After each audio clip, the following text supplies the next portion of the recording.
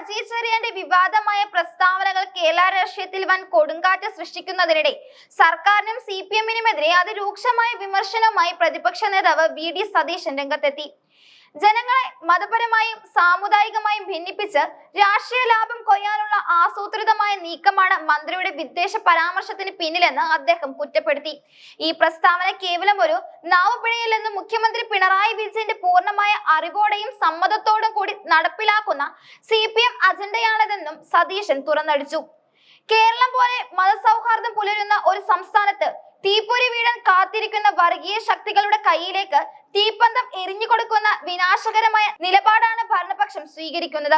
ഇത് തീക്കൊള്ളിക്കൊണ്ട് തല ചൊറിയുന്നതിന് തുല്യമാണെന്നും കേരളത്തിലെ CPM-ന്റെ തകർച്ചയുടെ ആരംഭം ഈ നീക്കത്തിലൂടെ കുറിക്കപ്പെട്ടുവെന്നും അദ്ദേഹം മുന്നറിയിപ്പ് നൽകി.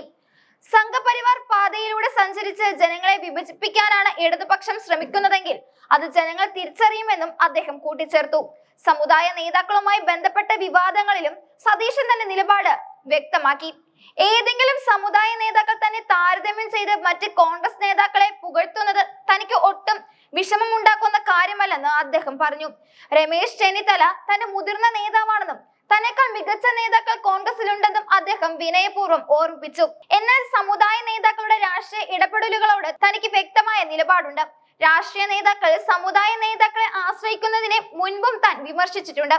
സമുദായ നേതാക്കൾ ഇരിക്കാൻ പറയുമ്പോൾ രാഷ്ട്രീയ നേതാക്കൾ കിടക്കരുത് എന്ന നിലപാടിൽ താൻ ഇപ്പോഴും ഉറച്ചു നിൽക്കുന്നു. അവരുടെ മുന്നിൽ കുനിയാനോ വിധേയത്വം കാട്ടാനോ തന്നെ കിട്ടില്ലെന്നും അന്തസ്സോടെയുള്ള ബന്ധം മാത്രമേ പുലർത്തുകയുള്ളൂ എന്നും അദ്ദേഹം പറഞ്ഞു. തെരഞ്ഞെടുപ്പ് കാലത്ത് NSS ആസ്ഥാനമായ പെരുന്നയിൽ പോയതിനെ കുറിച്ചുള്ള സുകുമാരൻ നായരുടെ പരാമർശത്തോടും സതീശൻ പ്രതികരിച്ചു. താൻ പലതവണ പെരുന്നയിലും വെള്ളാപ്പള്ളി നടേശന്റെ വസതിയിലും പോയിട്ടുണ്ട്. രാഷ്ട്രീയ നേതാക്കൾ സമുദായ നേതാക്കളെ കാണുന്നതിൽ യാതൊരു തെറ്റുമില്ല. ഉമ്മൻചാണ്ടിയും രമേശ് ചെന്നിത്തലയും ആവശ്യപ്പെട്ടത് അനുസരിച്ചാണ് താൻ പെരുന്നയിൽ പോയത്. പ്രതിപക്ഷ നേതാവായ ശേഷവും താനും KC വേണുഗോപാലും സുകുമാരൻ നായരെ സന്ദർശിച്ചിട്ടുണ്ട്. എന്നാൽ വോട്ട് എന്നത് ആരുടെയും പോക്കറ്റിലിരിക്കുന്ന ഒന്നല്ലെന്നും അത് ജനങ്ങൾ തീരുമാനിക്കേണ്ടതാണെന്നും അദ്ദേഹം വ്യക്തമാക്കി. ഒരു സമുദായത്തെയും താൻ തള്ളിപ്പറയുന്നില്ല. എന്നാൽ വർഗീയത ആര് പറഞ്ഞാലും അതിനെ എതിർക്കുക തന്നെ ചെയ്യും.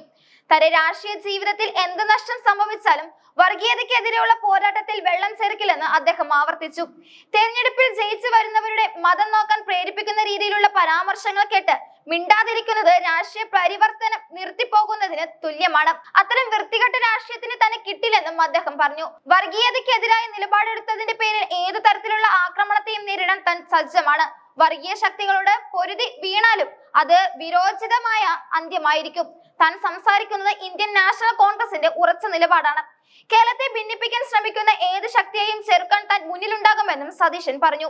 മതേതര കേരളത്തിന്റെ തനിമ സംരക്ഷിക്കാൻ വിട്ടുവീഴ്ചയില്ലാത്ത നിലപാടുകളുമായി മുന്നോട്ടു പോകുമെന്ന പ്രഖ്യാപനത്തോടെയാണ് അദ്ദേഹം തന്റെ വാക്കുകൾ അവസാനിപ്പിച്ചത്.